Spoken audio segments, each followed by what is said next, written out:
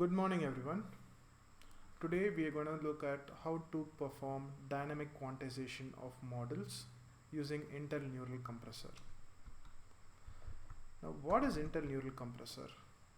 Intel Neural Compressor aims to help users quickly deploy the low precision inference solutions on popular deep learning frameworks.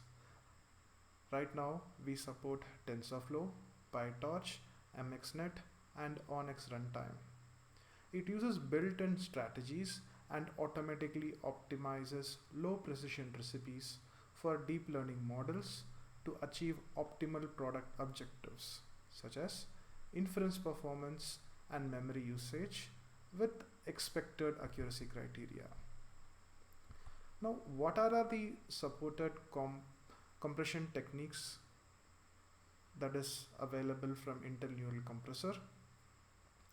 We support quantization, which is nothing but doing both computations and memory accesses with low precision int8 format. We support pruning, and we also support knowledge distillation through Intel Neural Compressor. Specifically for this demo, we're going to look at how to perform dynamic quantization of models. So for that, first we need to know what happens during dynamic quantization. As opposed to static quantization, the weights are quantized ahead of time in dynamic quantization, but the activations are dynamically quantized during inference.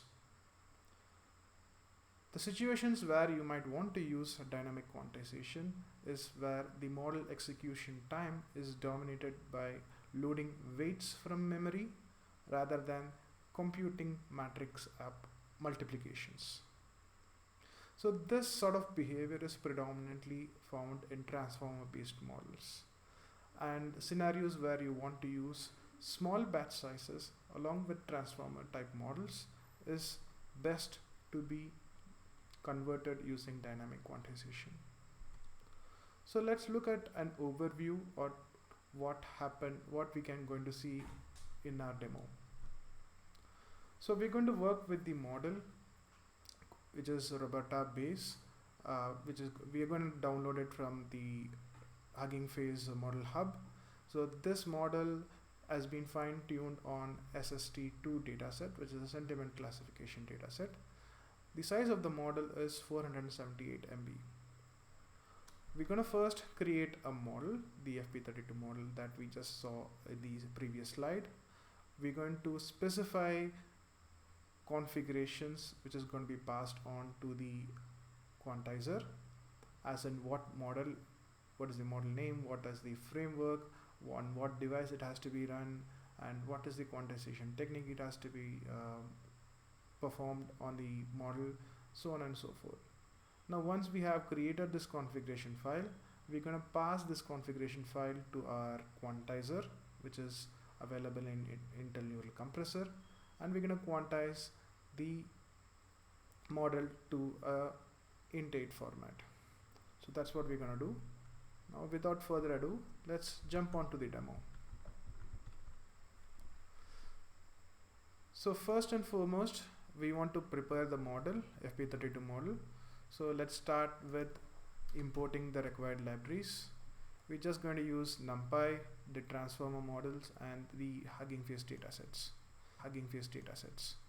So we are specifying certain configurations here, as in what model name to use, what is a task that we want to specify, what type of padding we want to specify, what is the maximum sequence length that we want to work with, and how many number of records we want to take from our evaluation dataset. We are also going to specify the accuracy metric. We are also going to specify the data collator and other sentences format that is going to be passed on to your model. Next, we're going to load the dataset, the SST dataset, specifically the validation split. We're also going to load the metric corresponding to this task using the load metric functionality from the Hugging Face datasets library. Then we go ahead and load our tokenizer and our model. Here we are adding a small pre-processing function which loads the data set and converts into specific batches which can be fed into our model. Specifically, we're just going to take the first 200 entries from the evaluation data set to work with. Next, we are creating a simple function which is going to compute the metric, and the metric that we want to calculate here is the accuracy of the model. Then we go ahead and create the trainer, which takes in arguments like model, evaluation data set, the metrics that we want to work with, the tokenizer that we imported in the earlier steps, and the data collator, which is the default data collator. We also want to specify the batch size as 64. Let's create a small evaluation function which takes in the model, the trainer, and the metric names as inputs. So this function is going to evaluate and fetch the performance metrics, which is accuracy in this case, and returns back. We're going to take this function and create a small wrapper and call it as an eval function. The reason being that the quantizer which we're going to use in the steps below will need to have the evaluation function with just model as an input parameter, so it's just more of a workaround. So next we go ahead and create our quantization YAML file. So this is the configuration which is going to tell us what is the exit criteria and what is the type of quantization that we want to perform with our model.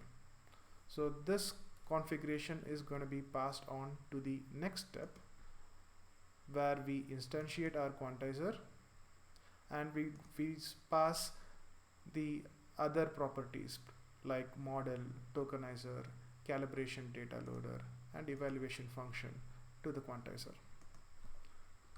And let's go ahead and execute the quantizer.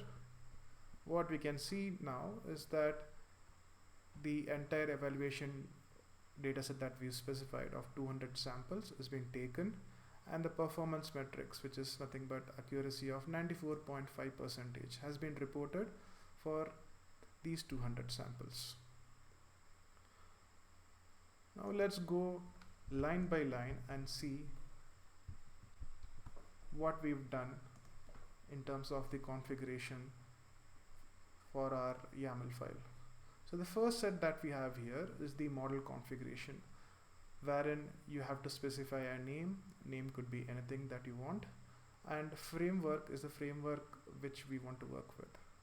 So right now this supports TensorFlow, MXNet, PyTorch, and ONNX runtime. So we can specify any specific framework that we want to work with over here. The next set of configuration that we are working with is quantization configurations.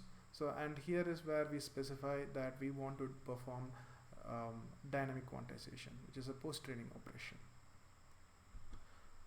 And the last set of configuration is tuning configuration, wherein we specify what is the acceptable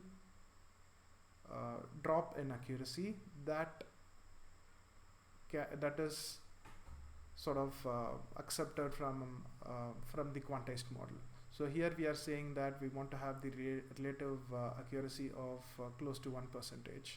The other options for this specific field would be obsolete, and the exit policy specifies what is the way that which the quantization process has to stop. As in, when we specify the timeout as 0, we are saying that when we find the best set of weights for the exit criteria that we specified above, or rather the accuracy criterion above, we want to exit as soon as it's possible. And the max trails here indicates that what is the maximum number of iterations we want to try out the quantizations with. And till we so it will be more like either or. So you either reach the accuracy criterion or you reach the max trails if the accuracy criterion is not met, and that's where your dequantization stops. So from a process standpoint, what happens is, like, first we've created the configuration, right? And the configuration is going to be passed to our quantizer, which also takes in the FP32 model as an input. Now this FP32 model is going to be converted into low precision model, which is int8 model, and the evaluation data set is going to be passed through this int8 model, and the metrics has been going to be computed. So this model, along with the outputs from your evaluator, is going to be passed on to your tuning strategy. So this will check if the criterion, the accuracy criterion, is met. If it's met, it stops the process, and if it's not, it goes looping over and over again till the accuracy criterion is actually met. So once the criterion is met, the quantizer stops, like what we see here. So now we can see that the quantizer has stopped. Now let's go ahead and print the performance metrics of the quantized model for these 200 entries. So we're getting close to 94% accuracy for these 200 samples. Let's go ahead and save the weights. So what we can see is that the original weight, it was 478 MB, got reduced to close to 234 MB. Now let's go ahead and create a small script based on the code that we saw earlier. So we're going to run our imports, we're going to specify our configurations, helper functions to load dataset and metrics. We're also going to load our tokenized run model, then the pre-processing function to convert our input into batched format, then a function to calculate the metrics, then we instantiate our trainer. And one difference here, or rather I should say two differences here, is that we are not restricting the evaluation dataset to just 200 entries, but we're going to take all the records in the evaluation dataset. So we're also creating a benchmark function which is going to report the accuracy, the latency, and the throughput of the samples which is available in your evaluation dataset. And we're also going to specify that the batch size is going to be 1 for the trainer, right? So we load the model, we load the int8 model that we stirred from the earlier step. Then we report the metrics, the performance metrics for the default FP32 model and the quantized model. So that's all this script does. So what we are doing next is we want to run this script just on 2 cores, 0 and 1. We want to see how good or bad our model performs. So we want to control the number of cores allocated to this process using NuaCTL.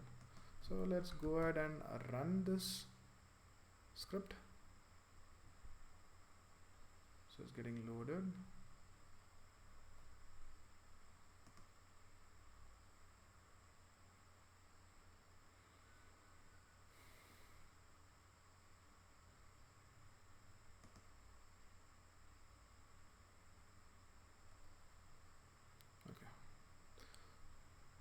So you can see it's close to 11 iterations per second roughly.